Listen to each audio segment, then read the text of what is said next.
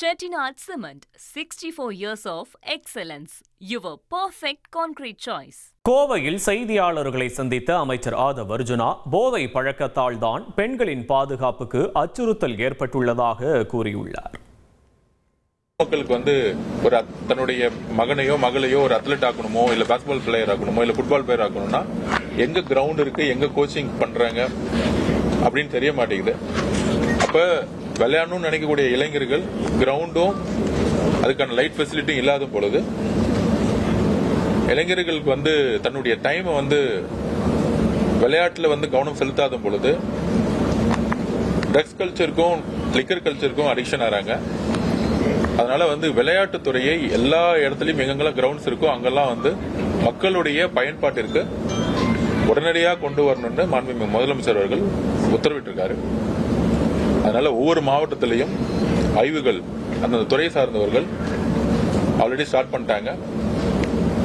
இன்றைய காலையில பார்க்கும் பொழுது நேரு ஸ்டேடியம், கோயம்புத்தூர் இருக்கக்கூடிய நேரு ஸ்டேடியம் ஒவ்வொரு வருஷமும் ரிப்பேர் ஒர்க்ஸ்க்காக பல கோடிகள் செலவு பண்ணிட்டு இருக்கோம். ஆனா அதோட ஸ்ட்ரக்சர் ரொம்ப வலுவிழந்து இருக்கு. அது மாண்புமிகு முதலமைச்சருடைய கவனத்தில் கொண்டு போய் அந்த ஸ்டேடியம் பக்கத்துல நிறைய இடம் வேகன்ஸா இருக்கு. ஒரு ஒலிம்பிக் தளத்தில் ஒரு ஒலிம்பிக் தரத்தில் எப்படி கோயம்புத்தூர் மாவட்டத்தில் இன்ஃப்ராஸ்ட்ரக்சர் உருவாக்கணுங்கிறதுக்கு ஒரு ஆய்வை டிஸ்கஷன் பண்ணோம்.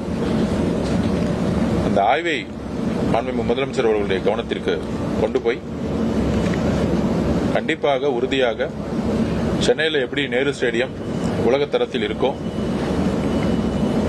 உலகத்தரத்தில் அது அடுத்த ஸ்டெப்ல கொண்டு போக இன்னொரு ஆய்வை மேற்கொண்டு இருக்கோம். சென்னை, கோயம்புத்தூர், திருநெல்வேலி, திருச்சி, நாகப்பட்டினம் இந்த மாதிரி ஏரியால ஒரு உலகத்தரத்திலான ஒரு ஸ்போர்ட்ஸ் சென்டர்ஸ் அகாடமிஸை உருவாக்கணும். கிராமப்புறத்தில் இருக்கவங்க, ஏழ்மையில் இருக்கக்கூடியவர்கள் விளையாடணும்னு நினைக்கும் பொழுது அவங்களுக்கு ஒரு நல்ல இன்டர்நேஷனல் ஸ்டாண்டர்ட்ல கிரவுண்டை உருவாக்கணும்னு எல்லா ஆய்வுகளையும் மேற்கொண்டு இருக்கோம். கூடிய விரைவில் எங்களுடைய ஆய்வை மாண்புமிகு முதலமைச்சர்கிட்ட கொடுத்து அவருடைய ஒப்புதலுடன் மாண்புமிகு முதலமைச்சர் அவர்கள் தமிழ்நாடு புதிய ஸ்போர்ட்ஸ் பாலிசியை கூடிய விரைவில் அறிவிப்பார்.